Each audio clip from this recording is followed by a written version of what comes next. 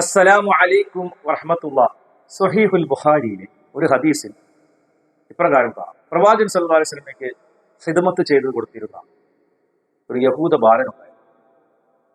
ആ കുട്ടിയുടെ പേര് ചരിത്രത്തിലെങ്ങും നമുക്ക് കാണാൻ കഴിയും. കാന ഗുലാമുൻ യഹൂദിയുൻ എന്നാണ് ഈ ഹദീസിൽ ആ കുട്ടിയെക്കുറിച്ച് പരാമർശിക്കുന്നത്. അതെ, യഹൂദിയായ ബാലൻ.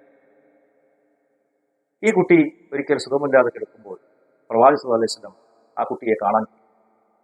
നമുക്കറിയാം, ഒരു മുസ്ലിമിന് മറ്റൊരു മുസ്ലിമിന് മേലുള്ള ബാധ്യതയാണ് ഇയാദത്തുൽ മരിയം, അഥവാ രോഗിയെ സന്ദർശിക്കുക. പക്ഷേ എന്നാൽ അമുസ്ലിങ്ങളോടും ആ തരത്തിൽ തന്നെയാണ് പെരുമാറേണ്ടത്.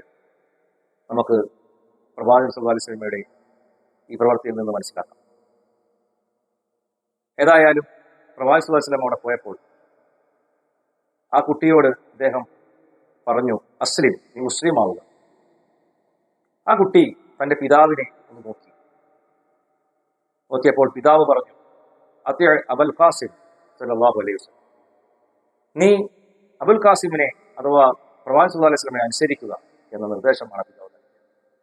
ആ കുട്ടി ഇസ്ലാം മതം സ്വീകരിക്കുകയും പ്രവാചകൻ സല്ലല്ലാഹു അലൈഹി വസല്ലം വളരെ സന്തോഷവാനായി ഇപ്രകാരം പ്രാർത്ഥിക്കുകയും ചെയ്തു, അൽഹംദുലില്ലാഹി അല്ലദീ അൻഖദഹു മിനൻ നാർ.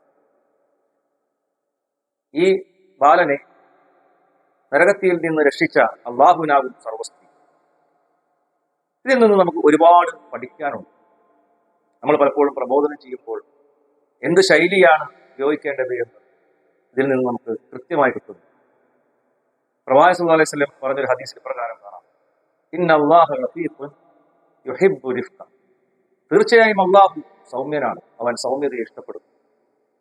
അതുപോലെ തന്നെ വിശുദ്ധ ഖുർആൻ സൂറത്തുൻ നഹ്ലിൽ പറഞ്ഞു, ഉദ്ഉ ഇലാ സബീലി റബ്ബിക ബിൽ ഹിക്മത്തി വൽ മൗഇളത്തിൽ ഹസന. നീ നിന്റെ രക്ഷിതാവിലേക്ക് യുക്തിദീക്ഷയോടും കൂടിയും സതുപദേശം മുഖേനയും ക്ഷണിക്കുക.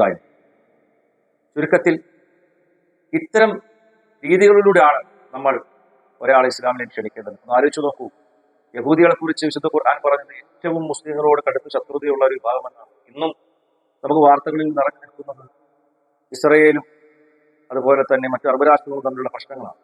ഈ സംഭവം ഉണ്ടായത് മദീനയിൽ വെച്ചാണ്, ഹിജ്റയ്ക്ക് ശേഷമാണ്. അപ്പോൾ മറ്റു മതക്കാരുമായി മറ്റ് സമുദായങ്ങളുമായി നമ്മൾ നല്ല രീതിയിൽ വർത്തിക്കുകയും അതുപോലെ തന്നെ അവരോട് സതുപദേശം കൊടുക്കുകയുമാണ് വേണ്ടത് എന്ന് ഈ മാതൃകയിൽ കാണാം. അള്ളാഹു ഇഷ്ടപ്പെടുന്ന പ്രബോധകന്മാരെ ഉൾപ്പെടുത്തി അനുഗ്രഹിക്കട്ടെ. വാഹിർ ദഅവാന അൽഹംദുലില്ലാഹി റബ്ബിൽ ആലമീൻ. അസ്സലാമു അലൈക്കും വറഹ്മത്തുള്ളാഹി വബറകാതുഹു.